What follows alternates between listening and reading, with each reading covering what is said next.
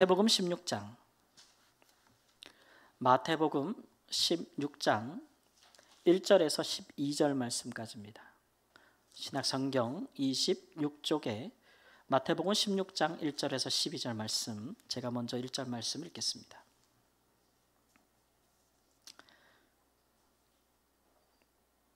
바리새인과 사두개인들이 와서 예수를 시험하여 하늘로부터 오는 표적이 보이기를 청하니 대답하여 이르시되 너희가 저녁에 하늘이 붉으면 날이 좋겠다 하고 아침에 하늘이 붉고 흐리면 오늘은 날이 굳겠다 하나니 너희가 날씨는 분별할 줄 알면서 시대의 표적은 분별할 수 없느냐.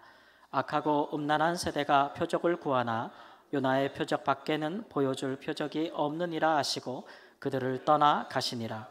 제자들이 건너편으로 갈새 떡 가져가기를 잊었더니 예수께서 이르시되 삼가 바리새인과 사두개인들의 누룩을 주의하라 하시니 제자들이 서로 논하여 이르되 우리가 떡을 가져오지 아니하였도다 하거늘 예수께서 아시고 이르시되 믿음이 작은 자들아 어찌 떡이 없으므로 서로 논의하느냐. 너희가 아직도 깨닫지 못하느냐. 떡 5개로 5,000명을 먹이고 주운 것이 몇 바구니며 떡 7개로 4,000명을 먹이고 주운 것이 몇 광줄이었는지를 기억하지 못하느냐. 어찌 내 말한 것이 떡에 관함이 아닌 줄을 깨닫지 못하느냐.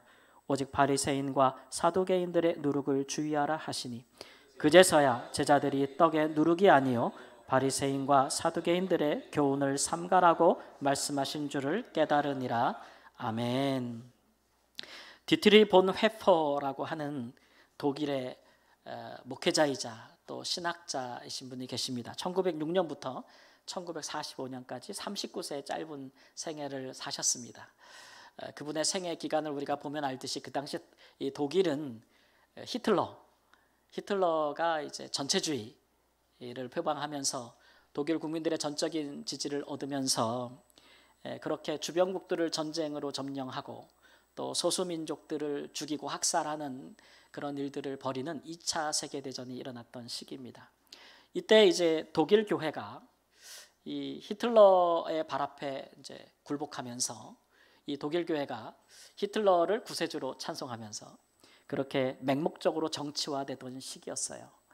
그럴 때 반나치, 반히틀러, 또 반전운동, 전쟁을 반대하면서 독일 교회 중에서 일부 교회가 이제 고백교회를 표방하면서 지하교회 활동을 벌였습니다. 여기에 앞장섰던 분이 바로 이제 이런 분들이죠.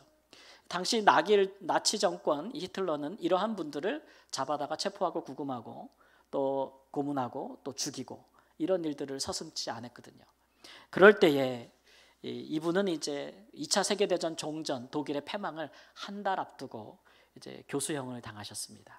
한 달만 더 있으면 자유를 얻으실 텐데 참 안타깝다라는 생각이 드는데 지금도 이제 그분의 묘비를 가면은 그분의 묘비에 새겨진 그 문구가 그래요. 그의 형제들 가운데 서 있는 예수 그리스도의 증인이다. 예수 그리스도의 증인. 그분은 이제 죽으셨지만 그분이 살아있는 동안에 외쳤던 이 메시지는 지금도 후손들에게 독일 교회를 각성시키고 회개시키고 또 오늘날 우리에게까지 이렇게 전해지고 있는데 오늘 우리 해만중창단이 불렀던 그 찬양 선한 능력으로 그 찬양도 이분의 삶과 메시지의 이제 모티브가 돼서 작곡 작사된 찬양이라고 할 수가 있습니다. 이분의 어록이 있는데 그 중에 하나가 이제 이런 거예요.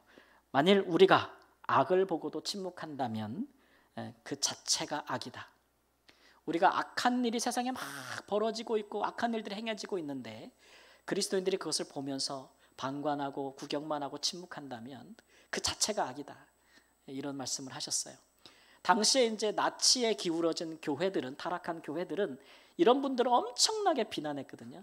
목사가 말이지, 교회가 말이지, 왜 그런 반전 운동을 벌이냐, 왜 세상 일에 관여하냐, 그렇게 막 비난할 때 이분이 그랬거든요. 어떤 미친 사람이 만일 운전을 하면서 행인들을 치고 사람들을 죽이는 것을 본다면 나는 그 사건으로 인해서 그 만행으로 인해서 죽은 사람들을 조용히 장례만 치러주는 목사가 아니라 그 차에 뛰어들어 그 미친 자에게서 핸들을 뺏는 사람이 될 것이다. 이렇게 말했던 분이에요. 그래서 이분의 이제 메시지와 그분의 삶을 보면서 적어도 이런 부분들을 많이 되새기게 되죠. 그러니까 세상이 악으로 가득 찰 때, 악한 사람들이 보편적으로 세상을 다스릴 때, 그럴 때 우리 기독교인들은 어떻게 해야 되는가? 교회는 어떻게 해야 되는가? 그리스도인들은 어떻게 해야 되는가?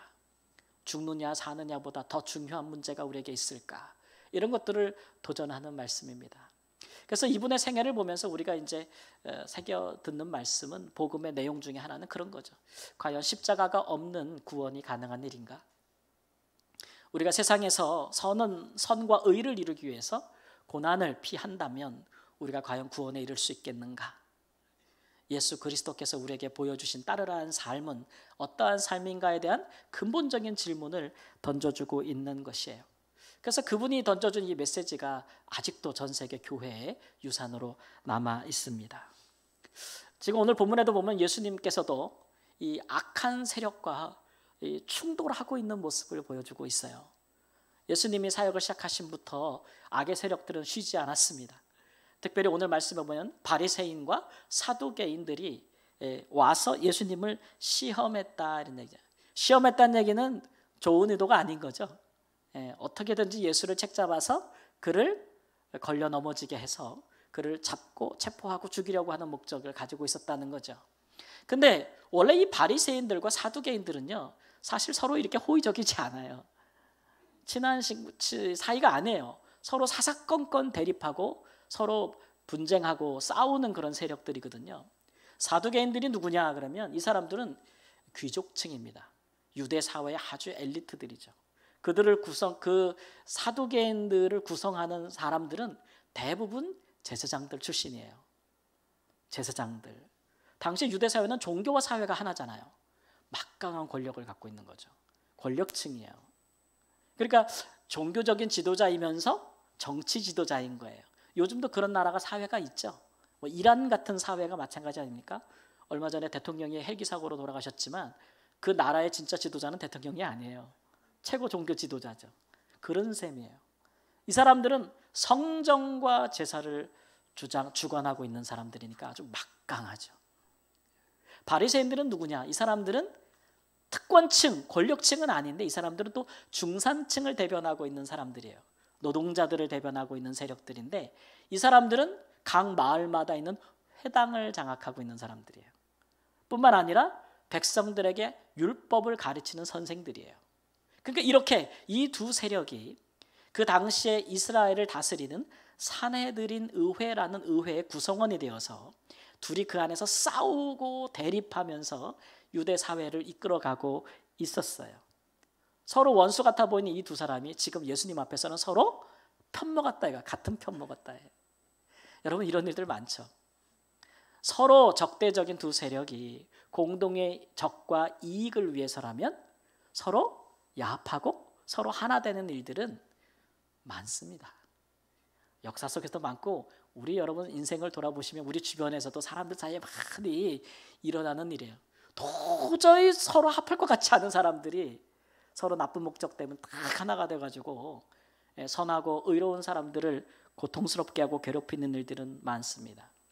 그들이 그 공동의 이익의 목적을 달성하면 그 다음에 어떻게 됩니까? 그 연합이 오래 갑니까? 아니죠. 금방 또 찢어져요. 서로 또 물고 뜯고 그래요. 그러다가 공멸하죠. 공멸하죠. 지금 이 두 세력이 작당한 것은 예수 그리스도의 존재가 그들의 공동의 이익을 지금 깨고 있다고, 훼손시키고 있다고 예수님을 굉장히 위협적인 존재로 보고 있는 거예요. 왜냐하면 특권층이든지 간에 중산층이든지 간에 이 세력들이 가장 두려워하는 것은 민중들입니다. 군중들. 근데 지금 예수님이 엄청나게 백성들의 지지를 받고 있는 거예요.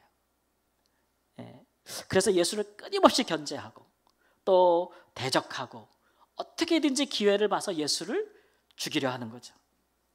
이 사람들을 이제 우리가 기득권 세력이라고 할 수가 있는데 예수님께서 이 땅에 오셔서 천국 하나님 나라를 이루어 가실 때 이 사람들이 엄청난 방해 세력이 되었던 거예요. 또 이 사람들이 큰 걸림돌이 되었죠. 오늘 본문에서도 하늘로부터 오는 표적을 보이라 하면서 예수님을 시험하고 있다라는 것입니다. 표적이라는 것은 사인이죠. 눈에 딱 보면서 눈으로 딱 볼 수 있는 어떤 기적 이사 같은 거. 기사 같은 거, 그런 걸 보면서 네가 누구인지를 증명하라는 겁니다. 예수님께서 표적을 안 행하신 것이 아니에요. 성경의 기록으로만 봐도 예수님은 굉장히 많은 표적들을 행하셨습니다.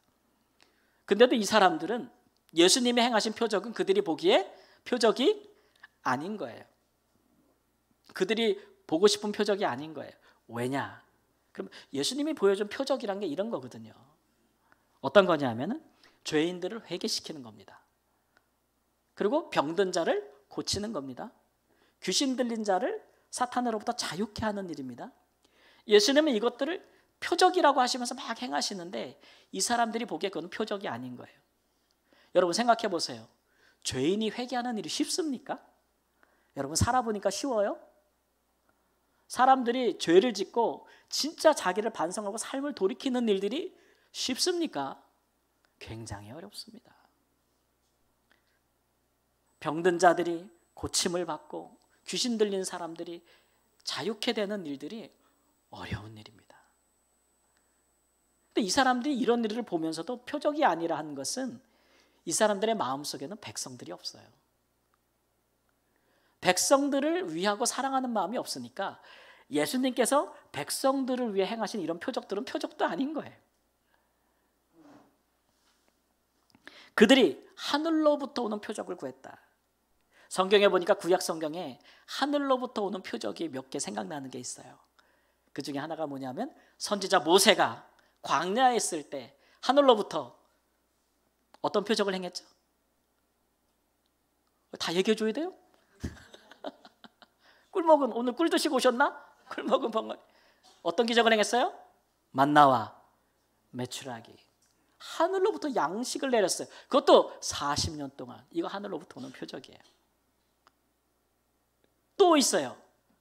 제가 이제 바리새인들과 사두개인들이 아주 귀히 보는 선지자들 얘기를 하는 거예요.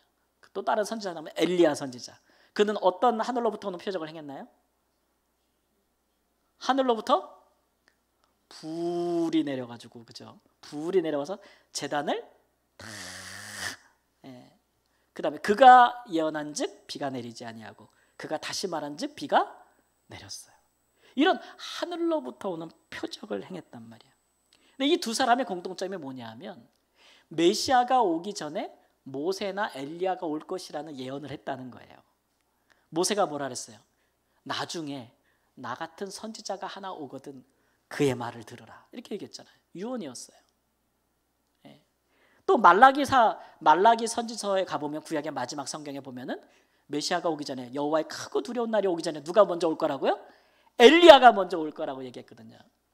그러니까 네가 모세와 엘리야냐, 네가 메시아냐 그런 표적을 보이라고 이제 이야기하고 있는 겁니다. 그런데 오늘 말씀에 보니까 예수님께서는 그런 표적을 보일 의도가 전혀 없으세요. 그들의 말에 휘둘릴 마음이 전혀 없습니다. 왜 그런가? 여러분 40년 동안 모세가 만나와 메추라기를 내리는 인생의 떡의 문제를 해결해 줬지만 그 기적을, 그 표적을 보고 이스라엘 백성들이 하나님께 순종했습니까? 그래서 광야에서 만나와 메추라기를 먹었던 사람들은 다 가나안 땅에 들어갔습니까? 보고도 먹고도 불순종해서 광야에서 죽었어요. 엘리야가 하늘에서 불과 비를 내리는 것을 본 이스라엘 백성들은 그 뒤로 모든 우상을 버리고 하나님만 섬기며 하나님을 경배했습니까? 아니에요. 그들은 다시 바알 숭배에 빠졌어요. 다시 음란한 삶으로 돌아갔어요. 하늘로부터 오는 표적이 중요한 게 아니에요. 그렇죠? 아니 표적을 보여줘도 그들이 회개하지 않는다면, 하나님의 백성으로 돌아오지 않는다면 그 표적을 보여주는 것이 무슨 의미가 있습니까? 예수님은 하나님의 아들이고 메시아니까 모세와 엘리야보다도 더 나은 표적을 보여주시려 하지 않겠습니까? 그런데 만일 이들의 시험에 말렸다고 생각해 보세요. 그러면 예수님이 이 바리새인과 사두개인 앞에서 그들이 인정하는 표적을 보이려고, 자기를 증명하려고 아마 전전긍긍하셨을 거예요. 그렇게 따라가다 보면 예수님도 외식하게 돼요. 보여주기식의 기적과 표적을 행하는 거죠. 그런 것으로 백성들이 하나님께 돌아오지 않는데, 예수님이 진정으로 보여주는 표적은 뭐예요? 죄인을 회개하게 하고 병든 자를 고치며 귀신에 들린 자를 자유케 하는 이 표적으로 얼마나 많은 사람들이 하나님께 돌아오고 있었어요. 지금 광야에서 사탄이 예수님을 시험할 때 뭐라 그랬어요? 내가 만일 하나님의 아들이어도, 이렇게 시험하는 거 아닙니까? 증명하라는 거예요. 보이라는 거예요. 네가 하나님의 아들이라는 것을 눈으로 보이는, 외식하는 표적을 보이라는 거죠. 여기에 예수님께서 따라간다면 예수님도 진정으로 이스라엘 백성들을 위해서 행하시는 표적이 아니기 때문에 예수님도 외식, 위선에 빠지게 되는 거예요. 예수님이 후져지는 거예요, 요즘 말로. 여러분, 제가 이번 주 뉴스 하나 봤더니 이런 기사가 있더라고요. 한국은 경제는 선진국인데, 요즘 우리 경제 굉장히 어렵지만, 경제는 선진국인데 정치는 후진국이다. 그래서 왜 후진국이냐 막 하는데, 기만과 술수와 거짓말이 난무하는 정치판 막 이래가지고 막 비판하는 기사를 봤는데, 그렇죠? 외식하고 위선 떨고 속고 속이면 후져지는 거예요. 그럼 후진국이 되는 거예요. 하나님은 하나님 나라에 있어서 그의 백성들을 그렇게 다루지 않습니다. 그렇게 통치하실 마음이 없어요. 우리 하나님은 절대 보여주기 식으로 우리에게 뭘 응답하거나 우리를 사랑하는 마음이 없이 행하실 마음이 없습니다. 하나님은 위선이 없고 우리를 그렇게 후지게 만드시는 분도 아니시죠.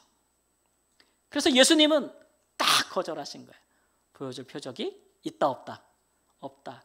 그 자리를 떠나셨다. 여러분, 우리 하나님과 우리 주님이 그런 분이에요. 그러니까 우리가 반대로 하나님을 믿고 예수님을 믿고 따를 때 우리가 바리새인과 사두개인처럼 보여주기식의, 외식의, 중심이 없고 마음이 없는 그런 것을 구하면 되겠어요? 안 되겠어요? 되겠어요? 안 되겠어요? 어림도 없죠. 우리 하나님은 잘 아셔요. 떠나가세요. 그런 식의 마음. 진실한 마음이 없으면 우리 하나님 응답하지 않습니다. 우리 가끔 신앙생활할 때 이런 거 많이 하잖아요. 하나님, 만일, 따라해보세요. 만일 뭐뭐 하면 뭐뭐 하겠습니다. 그거 많이 하잖아요. 하나님, 만일 요거 해주시면 내가 요거 하겠습니다. 이런 맹세. 그것도 부족해서 안 될 것 같으니까 금식.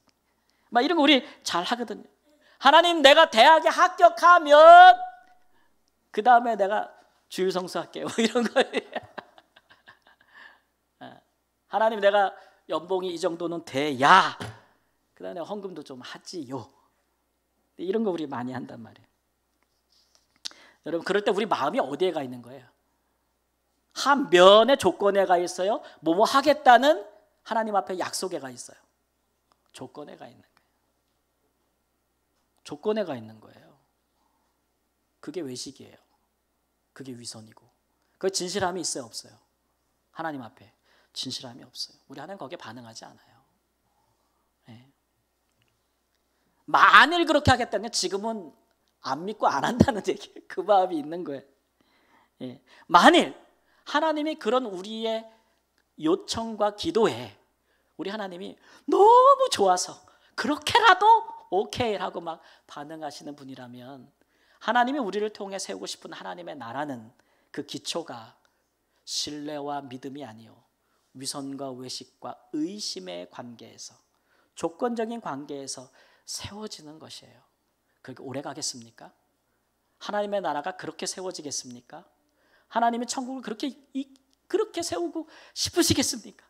그런 천국을 우리에게 상속받으라고 하시겠습니까?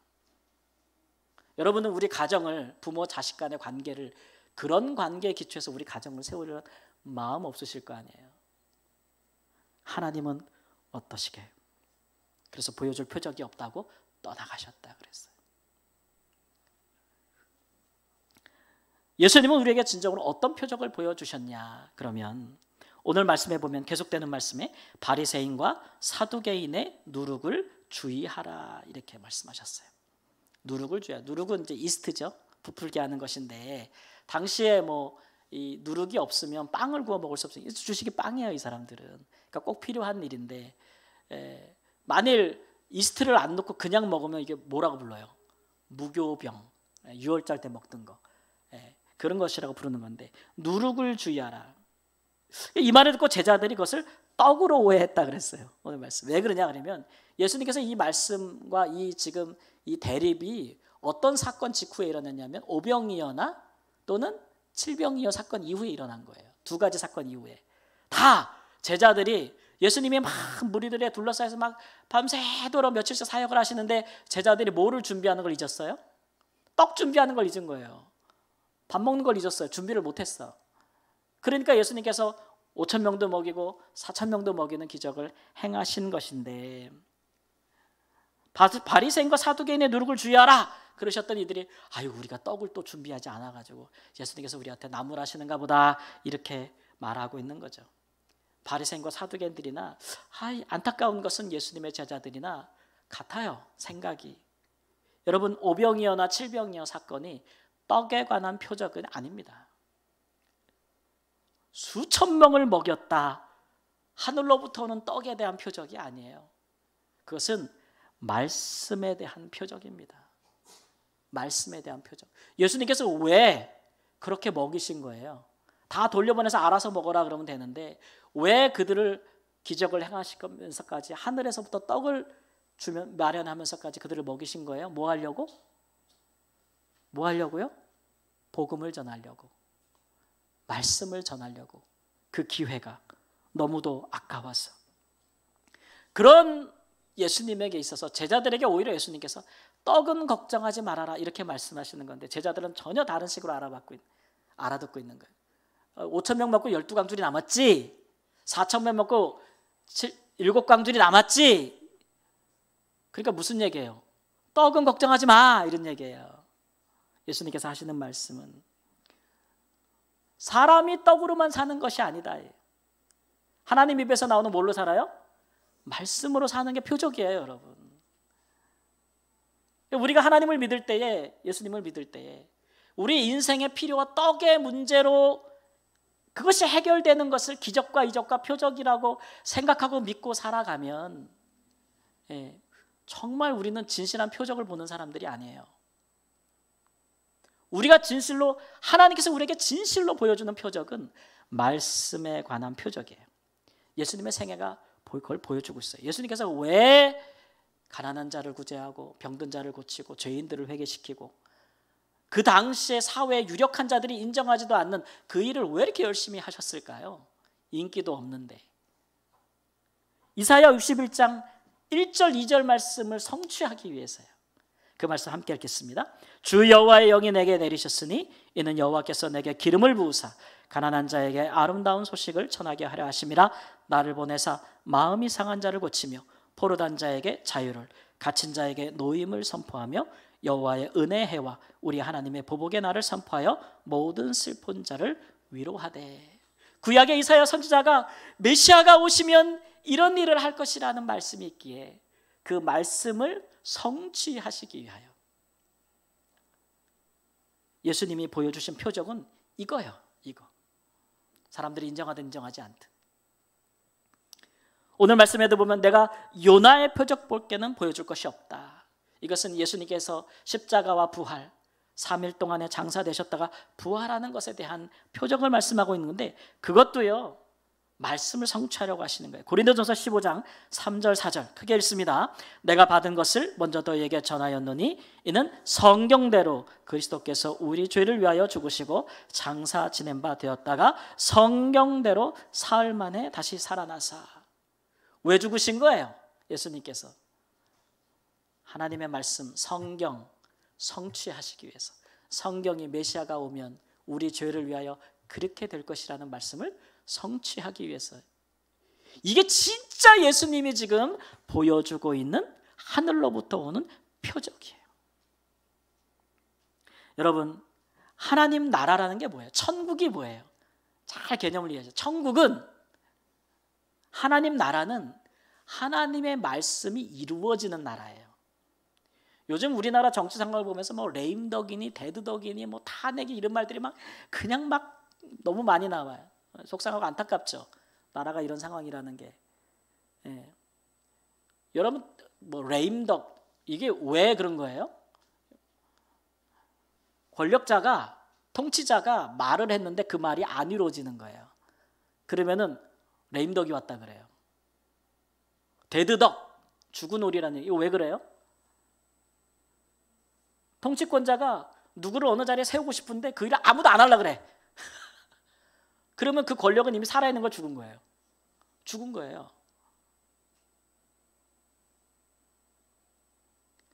하나님의 말씀이 성취되지 않으면 하나님의 나라는 뭐예요? 죽은 거예요? 살아있는 거예요? 죽은 거예요. 천국이 뭔지를 이해하셔야 돼요.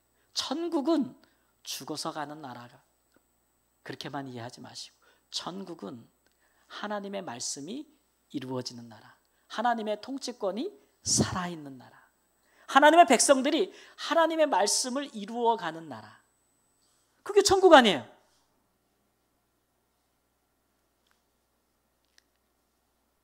하나님 나라에서는요 말씀이 우선이고 떡이 나중입니다. 세상 나라에서는 떡이 우선이에요. 그죠? 경제 문제 해결 못하면 그 지도자는 다른 거 다 잘해도 뭐예요? 아웃이에요. 아웃. 떡 문제 해결 못하면 아웃이라고요.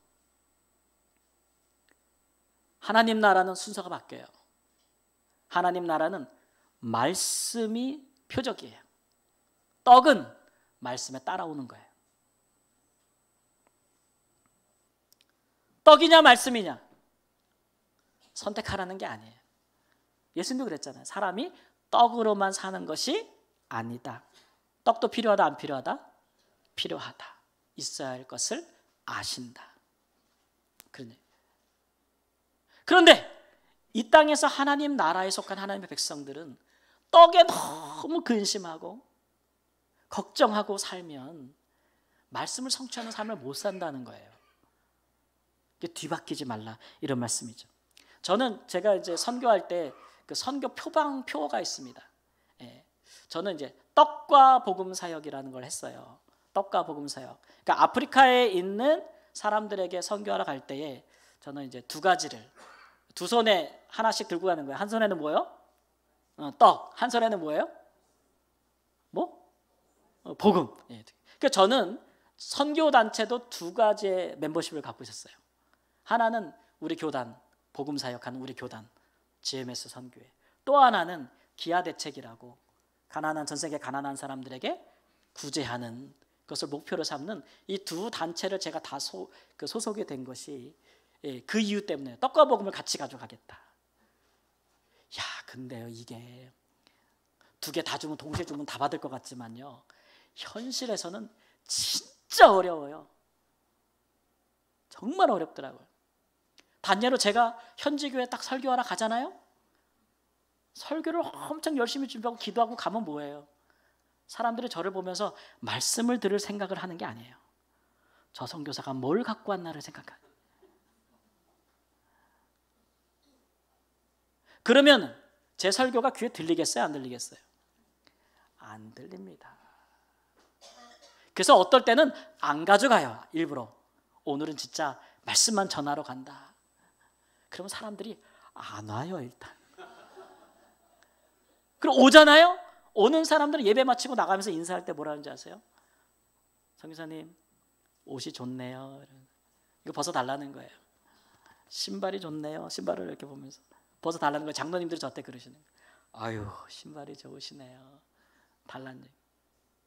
눈에 뭐만 보이는 거예요? 떡만 보이는 거예요. 떡만. 근데 그런 떡을 줄 수는 있어요. 근데 주면 끝이 없어요. 그런 문제는 금방 해결되는 문제가 아니잖아요. 끝이 없어요. 변화가 일어나지 않아요. 본인들이 일어나서 삶을 변화시키지를 않아요. 그런데 복음이 들어가면 마음이 변화되고 생각이 바뀌면서 자기의 삶의 변화를 주도하기 시작해요. 그러니까 순간 인기를 얻는 것과 우리 성함교회 성도님들한테 성교 보고 하려면은 제가 딱 어느 교회 갔을 때 사람이 많은 사진이 좋아요, 없는 사진이 좋아요? 여러분, 제가 성교 보고 하면은 선교사님 혼자 이렇게 있는 사진이 좋아요? 사람들 막 둘러싸여서 있는 사진이 좋아요? 나도 그 생각한다고요. 나도 그 생각 하겠어요, 안 하겠어요? 그러니까 현지교회 사역할 때 빈손으로 가겠어요? 뭐라도 들고 가겠어요? 들고 갈 생각부터 나는 거죠. 뭘 하나 해도 인기와 군중과 구름대 같은 사람들과, 그게 우리를 착각하게 만들어요. 많은 사람을 모을 수는 있어도 하나님의 말씀을 듣고 진정으로 변화되는 진짜 표적은 안 일어난다고요. 그래서 선교사가 이걸 잘 알아야 돼요. 그렇지 않으면 한평생 뻘짓만 하다 와요. 뻘짓만 하다 온다고. 여러분이 선교사라고 생각해 보세요. 그런 갈등을 느끼겠어요, 안 느끼겠어요? 느끼겠죠. 여러분이 예수님이라고 생각해 보세요. 그런 갈등을 느끼겠어요, 안 느끼겠어요? 느끼겠죠. 반대로 입장 바꿔서 우리가 그러면 예수님을 대할 때, 하나님을 대할 때 어떤 요구를 하시겠어요? 무엇을 바라십니까? 어떤 표적을 보기를 원하십니까? 말씀을 성취하며 사는 자체가 표적입니다. 세상이 우리들에게, 우리의 가족들이 우리에게, 여러분의 친구들이, 여러분의 이웃들이 여러분에게 네가 그리스도인 되는 표적을 보이라 그러면 네가 하나님 믿어서 뭐가 다른데? 라고 말하면 뭘 보여주실래요? 내 떡이 네 떡보다 더 커, 이거 보여주실래요? 동기는 될 수 있어요. 동기는 될 수 있어요. 그 사람이 그걸 보고자 원하면. 내 자식이 네 자식보다 더 잘 됐어, 동기는 될 수 있어요. 그 사람이 그걸 중요하게 여기는 사람이라면. 그러나 근본적인 것은 못 돼요. 예수님의 마음은 가져야 돼요. 진실을 우리가 보여줄 것은 무엇이에요? 야, 나 하나님의 말씀대로 산다. 나 하나님 말씀 이루고 산다. 그거예요, 그거. 그게 땅에 하늘로부터 오는 표적인 줄을 믿습니다. 우리 그리스도인들은 표적을 보려고 하지 말고 표적을 행하시는 사람들입니다. 행하는 사람들. 우리 마태복음 6장 33절 말씀 함께 읽겠습니다. 너희는 먼저 그의 나라와 그의 의를 구하라. 그리하면 이 모든 것을 너희에게 더하시리라. 내가 천국의 백성으로서 하나님의 말씀을 성취하는 것에 최고의 목적을 두고 산다면 떡의 문제는 하나님께서 더하여 주시지 않겠는가 라는 믿음으로 사는 것이 하나님의 백성들입니다. 하나님 안 믿는 사람들이 우리보다 더 큰 떡을 가지고 있다고 해서 시험에 들지 마십시오. 그런 일 많습니다. 근데 중요한 것은 그 사람은 하나님 나라 안에 없습니다. 우리는 하나님 나라 안에 있지 않습니까? 그러니까 하나님 나라 안에 있으면 사는 법이 달라요. 사는 법이 달라요. 우리는 말씀을 성취하며 사시는 하나님 나라의 백성이 되시기를 우리 주 예수님의 이름으로 축원합니다. 아멘. 기도하겠습니다.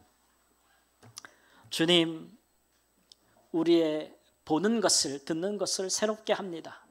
오늘 우리의 마음을 하나님 앞에서 새롭게 합니다. 우리의 인생의 복락을 위하여 생각하는 것이 달라지기를 원합니다. 이미 우리는 하나님의 복을 받은 자들이요 영원한 생명을 얻은 자들이기에 잠시 이 땅에서 떡의 문제로 인해서 흔들리거나 하나님 의심하거나 두려워하지 아니할 것이며 하나님의 말씀을 이루기 위하여 사니 떡의 문제는 주께서 해결해 주실 줄을 믿습니다. 아버지, 무엇을 하든지 어떤 일을 행하든지 주의 나라와 말씀을 생각하며 행하고 주의 큰 도우심을 얻어 하나님 주님의 이름을 높이는 삶을 살게 하여 주옵소서.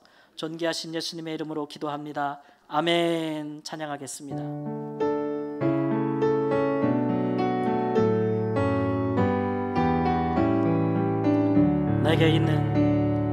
내게 있는 양육 옥화 주께 가져와 그 발 위에 힘 맞추고 드립니다. 주님 다시 이 땅 위에 임하실 그때 주의 크신 사랑으로 날 받아주소서. 하나님, 이 시간 주님 앞에 우리의 귀한 예물과 헌금을 주님 앞에 드립니다. 이것은 우리가 오직 하나님 떡을 위하여 사는 인생이 아니라는 것을 주 앞에 고백하는 것이고, 하나님, 오히려 우리가 하나님의 말씀을 행하기 위하여 하나님 나라의 백성답게 살 때에 떡의 문제가 하나님 주의 더하심과 도우심으로 하나님 아버지 부족하지 아니할 것이라는 것에 대한 믿음의 고백입니다. 하나님, 이 믿음의 고백대로 우리에게 이루어지게 하여 주옵소서. 말씀이 앞서고 하나님 떡의 문제가 뒤따라오는 하나님 그런 삶을 살도록 인도하여 주옵소서. 우리가 하나님 아버지 무엇이든지 하나님 베풀 일이 있거든 부족하여 베풀지 못하는 일도 없게 하시고, 또 우리가 행하는 일에 있어서 하나님이여 행하는 일이 너무 잘 되지 않아서 어렵고 근심이 되고 걱정하지 아니하도록 우리 하나님 도와주시고, 능히 모든 것을 행할 수 있는 지혜와 하나님 지식과 돕는 은혜를 허락하여 주시기를 원합니다. 그래서 영적으로도 하나님 우리의 삶의 문제에 있어서도 많은 결실을 맺을 수 있어서 하나님의 나라를 이루어가는 하나님의 백성들로 살도록 축복하시고 인도하여 주옵소서. 존귀하신 예수님의 이름으로 기도합니다. 아멘. 함께 일어나셔서 나의 믿음 주께 있네 찬양합니다.